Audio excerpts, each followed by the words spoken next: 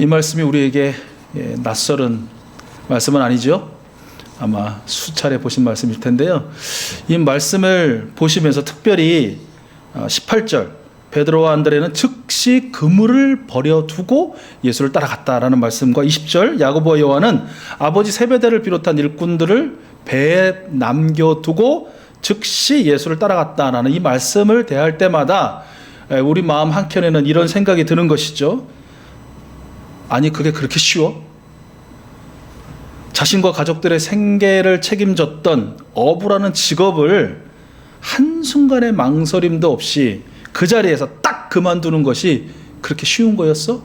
라는 생각. 또 부모를 비롯한 형제, 자매, 심지어 아내와 자식들을 두고 방랑자처럼 이곳저곳을 떠돌아다니는 삶을 결정하는데 다른 가족들의 의견은 전혀 필요가 없는 거야? 그렇게 완전히 무시할 수 있는 거야? 라는 생각이 든다라는 것이죠. 왜 이런 생각이 들까? 저조차도 왜 이런 생각이 들까 생각해 보니까 만약에 나였다면 난 안 해. 아니 나는 그렇게 못해. 라는 확신이 있다는 거예요. 우리 마음에.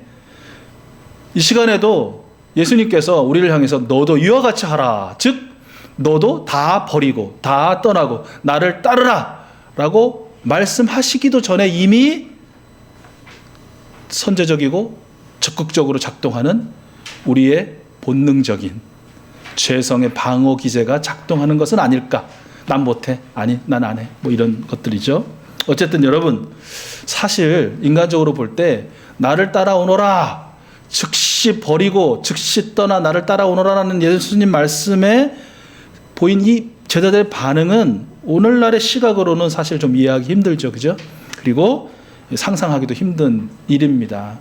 그런데 우리가 시간을 2000년 전으로 되돌리면 그리고 공간을 그 당시 팔레스타인으로 옮겨보면 어떻다는 거예요? 결론은 그것이 가능하다는 거예요. 충분히 가능하고 일어날 수 있는 일이었다라는 것입니다. 로이스 티어베르그라는 분이요, 랍비 예수라는 책에서 그 당시, 그러니까 예수님 당시에 랍비는 어떤 사람이었는지를 설명해 주고 있는데요. 당시 랍비는 부유층이나 제사장 계층이 아니었다는 거예요. 계급이 아니었다라는 것이에요. 대장장이, 제단사, 농부, 목수, 어부, 그러니까 일반 그러니까 생활인이라고 할까요? 일반 시민들 중에 많은 사람들이 랍비였다라는 것이에요. 이 랍비들은 생업이 한가로운 철에, 그러니까 아마 바쁠 때는 생업에 종사하고요. 왜 그 당시에는 또 바쁠 때도 있지만 또 비수기라고 해가지고 농한기라고 하나요? 덜 바쁠 때가 있잖아요. 그때 이제 몇 개월씩 여행하면서 무보수로 가르치고요. 그러니까 보수를 받지 않고 열심히 가르치고 또 수개월 또는 수년간 제자들을 받아들였다고 합니다. 따르기로 작정한 사람들을 다 제자들로 받아들여서 그들과 어디를 가든지 항상 동행했다라는 것이에요.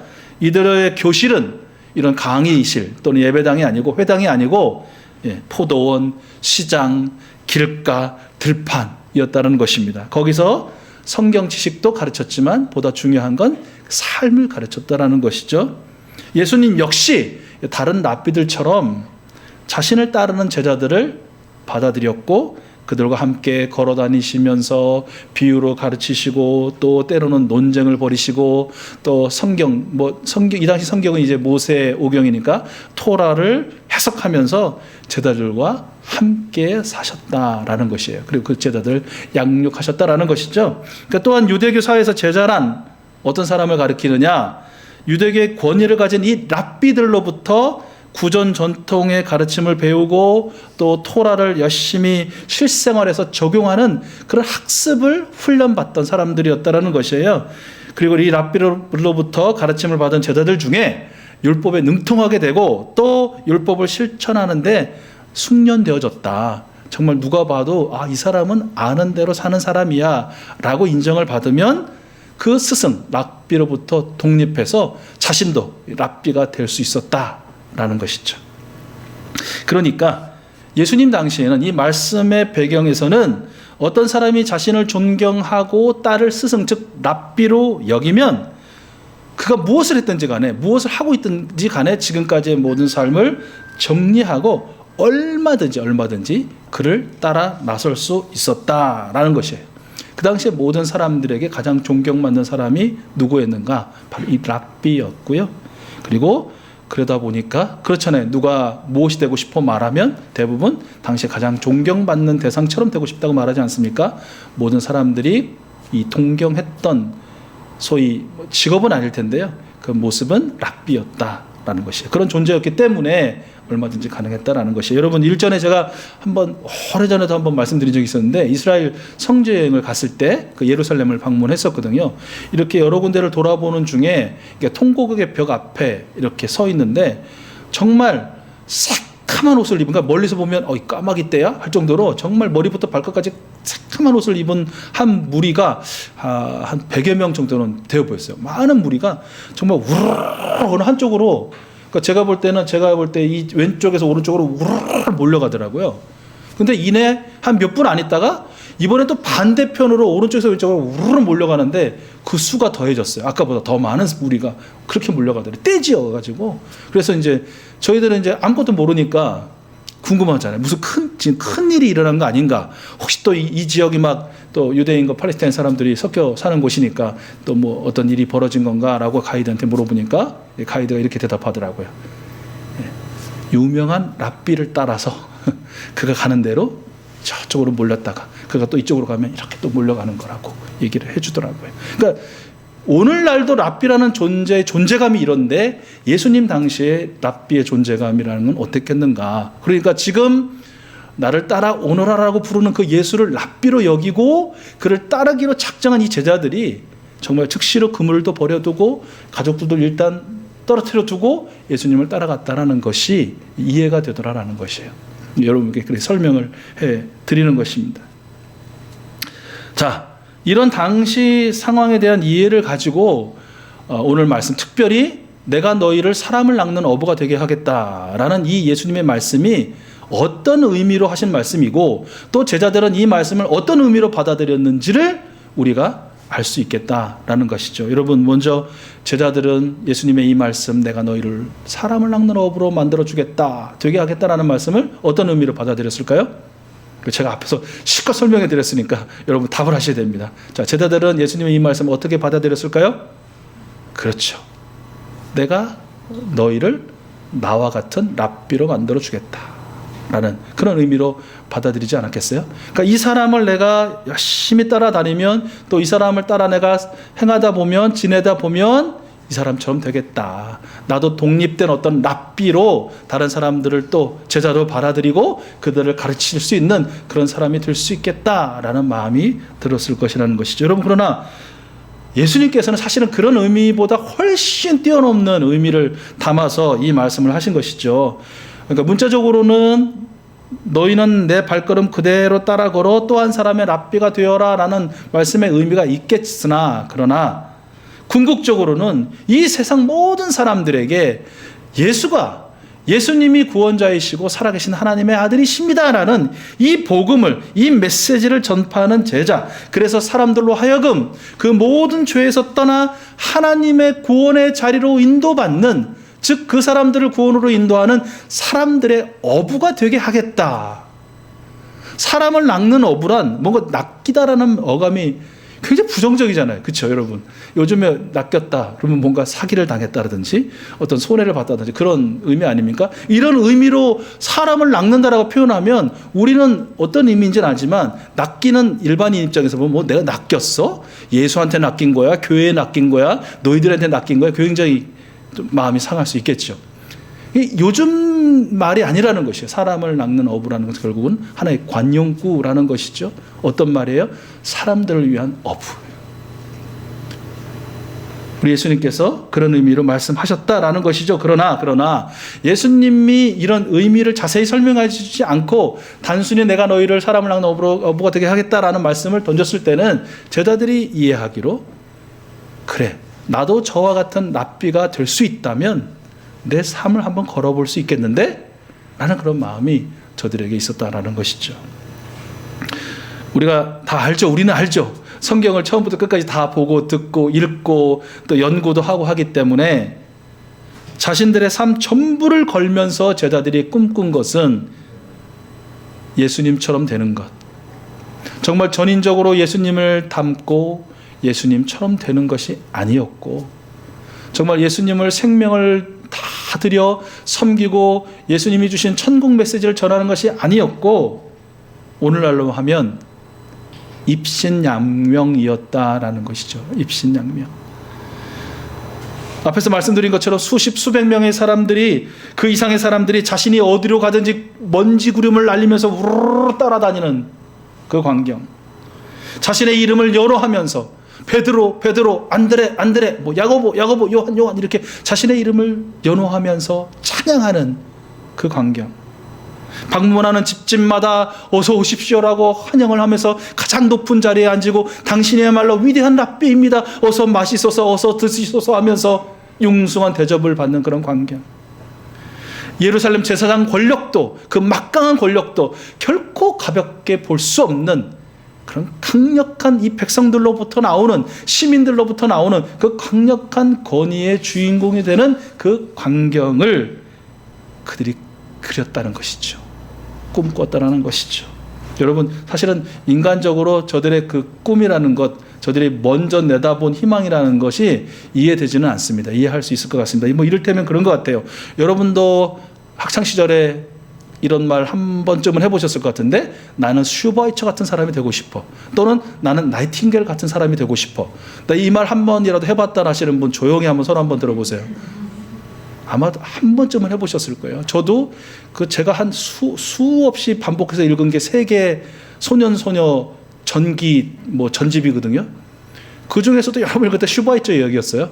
나이팅게일은 물론이고요. 근데 예전에 이상하게 남자애는 슈바이처, 여자애는 나이팅게일 바꿔도 되는데, 당연히 정상적인 건데 그때는 그랬어요. 아무튼 자, 여러분, 나는 슈바이처 같은 사람이 되고 싶어, 나는 나이팅게일 같은 사람이 되고 싶었을 때, 그렇게 말할 때 어떤 마음으로 그 말을 하는 거예요? 사실 한쪽 면에는, 그래, 나도 그분들처럼 다른 생명을 위해서 희생하고 섬기고 최후에는 순교자의 삶까지 살기를 바래 라는 마음이 있지요. 그러나 엄밀히 이야기하면, 이렇게 조금만 따져 들어가면 그 마음은 요만큼이고, 사실 더 마음은 어떤 마음이에요?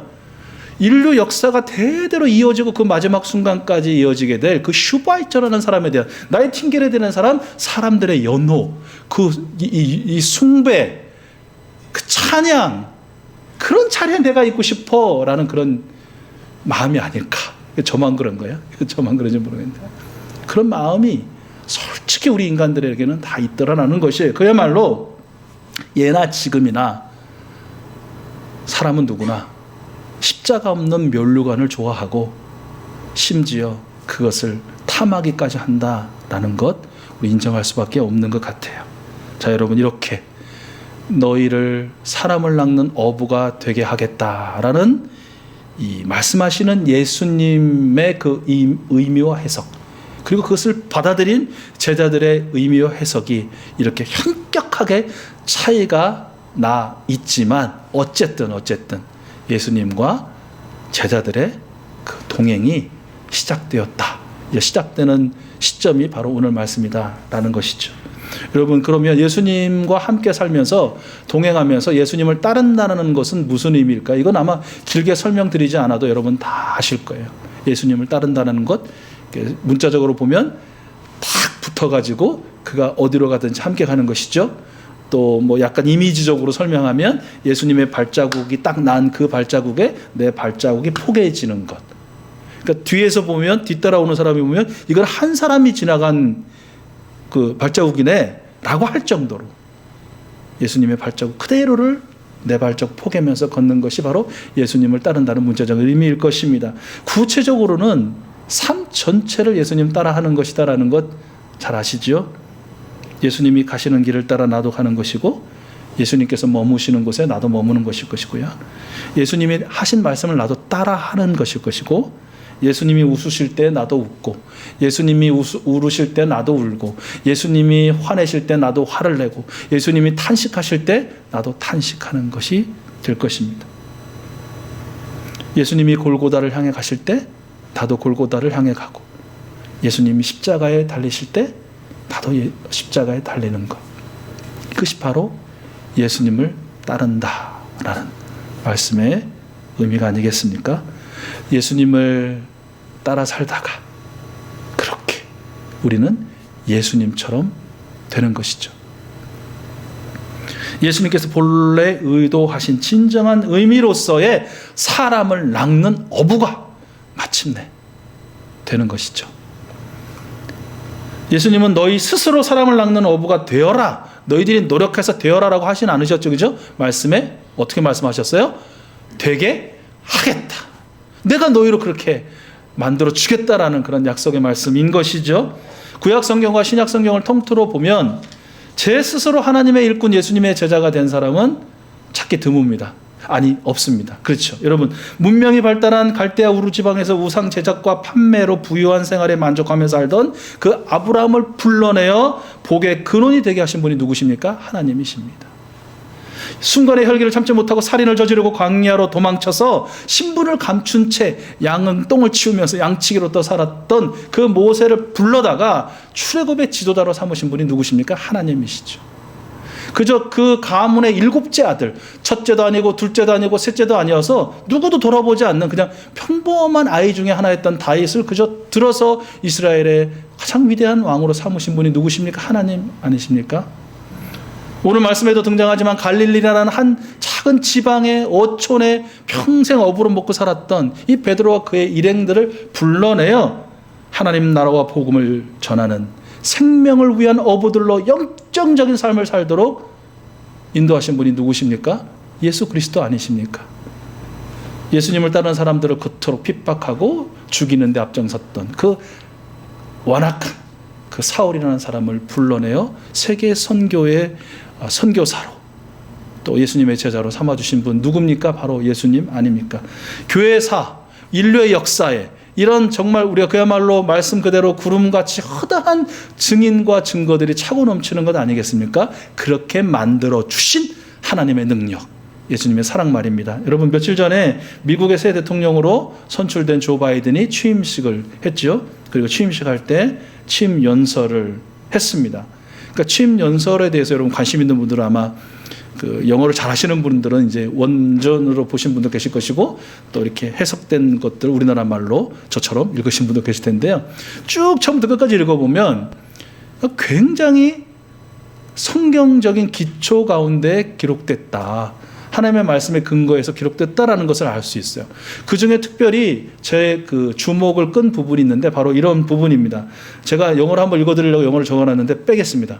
그냥 한글로 번역된 그리고 우리는 우리의 힘의 모범이 아니라 그러니까 힘의 본보기가 아니라 우리의 모범, 우리의 본보기의 힘으로 다시 이끌 것입니다. 라는 그런 부분이 나와요. 그게 뭐예요? 그 반성이겠죠. 그죠? 지금까지는 어떤 이 나라를 이끄는 데 있어서 또 세계 지도자 나라로서의 우리가 쉽게 말하는 뭐 자주 말하는 제사장 나라로서의 이 세계를 리드하는데 그 리드할 때 힘의 본보기, 야 힘이란 이런 거야 라고 해왔다면 이제부터는 제가 해석하기로는 하나님의 말씀인 이 성경에 합당한 그런 본보기의 모범의 그 하나님이 주시는 그 힘의 원리로 이끌겠다라는 그런 선언이 아니었는가라는 것이죠. 여러분, 이거 누가 하셨습니까? 저는 하나님께서 하셨다고 확신합니다. 그러니까 어떤 사람이 하나님의 사람으로 살아가는 것, 어떤 예수님을 닮은 예수님의 제자로 살아가는 것, 이것은 그 사람이 어떤 특출나고 어떤 뭐 특수한 그런 달란트라든지 재능을 가져서 어떤 누구보다도 열정적인 노력을 기울여서 되는 것이 아니라는 것이에요. 물론 필요하죠. 왜 그것이 어떤 작용도 안 하겠어요. 그러나 궁극적으로 그렇게 되게 만드는 것은 우리 성부, 성자, 성령 하나님이시다라는 것이죠. 여러분, 예수님을 따르는 것이 너무 어렵다고 생각하는 우리들, 그래서 제가 처음 말씀드린 것처럼 오늘 본문 말씀을 보니 또 나가서 사람을 낚으라고 하시겠네. 그 말이 들리기 전에 아니. 나는 안 해요. 나는 못해. 나는 그렇게는 못해요. 나도 직업 있는 사람이고 가족 있는 사람이고 내 일상 있는 사람인데 그 모든 것을 다 내팽개치고 나는 못해요. 나는 이 방어 기제가, 본능적 방어 기제가 우리의 여전히 있잖아요. 그런 우리를 하나님이 아신다는 것이죠. 예수님 겪어보셨잖아요. 지금까지 우리가 어떻게 살아오셨는지를. 그렇기 때문이라도 이내 포기하고 중단하기를 반복하는 연약한 우리들을 예수님이 이 한 주간도 붙들어 주실 것이다. 도와주실 것이다. 용기와 힘과 능력을 더하여 주셔서 완벽한 제자가 이번 주간 바로 만들어지는 것은 아니겠으나, 그러나 한 족적이라고 하죠. 이 한 걸음도 아니고 우리 여러분 몇 미리 신으시는지는 모르겠는데 여러분의 그 발길이만큼 예수님의 제자에 가까워지는 그런 사람으로 우리 주님께서 만들어 주실 줄로 믿습니다. 이런 말씀을 마무리합니다. 오늘 본문 말씀은 많은 경우에 예수님은 우리를 사람을 낚는 어부로 부르셨으니 여러분 나가서 전도하십시오. 불특정 다수를 향한 노방전도도 하시고, 또 특정한 한 사람을 섬기면서 관계전도도 하시고, 둘씩 셋씩 짝지어 나가서 가가호와 호호 방문 전도도 하시고, 여러분 전도하십시오라는 결론으로 이어집니다. 이것이 100% 틀린 결론이라고는 할 수 없죠. 그죠? 왜 이런 결론을 얻지 못하겠습니까? 충분히 가능한 결론입니다. 그러나 이건 아니다라고 말하는 것은 온전치 못하다는 것이죠. 그럼 온전한 결론은 무엇입니까? 오늘 말씀을 주신 성삼위 하나님께서는, 우리 구주 예수 그리스도님께서는 저와 여러분 우리가 예수님을 닮아 살아 예수님처럼 되기를. 우리 아까 찬양했지만 내 모습 이대로 주 받으옵소서. 그렇죠? 부족하고 연약하고 제자 되는 것 어려워하고 힘들어하고 이내 포기하고 중단하게 하는 우리 이 모습 이대로 주님 받으시죠.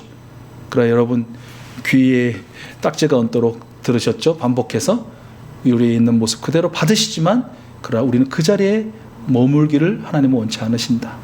예수님처럼 되기를 원하신다. 우리 예수님은 우리가 예수님을 닮아 살아 예수님처럼 되기를 바라시는 것이고요. 또한 우리가 예수님만이 구원자이시고 살아계신 하나님의 아들이시라는 이 천국 복음을 선포하고 증거하고 증언하기를 원하신다라는 사실, 오늘 우리 다시 한번 듣고 또 깨닫고 마음에 새겼으니, 여러분 오늘 한 주간 동안 우리 예수님을 닮아 살려는 그 단 한 점의 노력이라도, 그리고 하나님 나라의 복음을 더불어 살아가게 하신 생명들에게 삶으로 증언하기를 몸부림치는 그런 한 주간 되시기를. 그렇게 되었으면 누가 바라느냐? 우리 하나님은 바라신다. 우리 예수님은 바라신다라는 것이고, 그렇게 원하시고 바라시는 성삼위 하나님께서 이 한 주간도 저와 여러분 우리 모두와 동행해 주시고 우리의 모든 필요를 채워주시고 우리가 주님 닮아 살아갈 수 있도록 인도해 주실 줄로 믿습니다. 그리하실 성삼위 하나님을 찬양합니다. 아멘.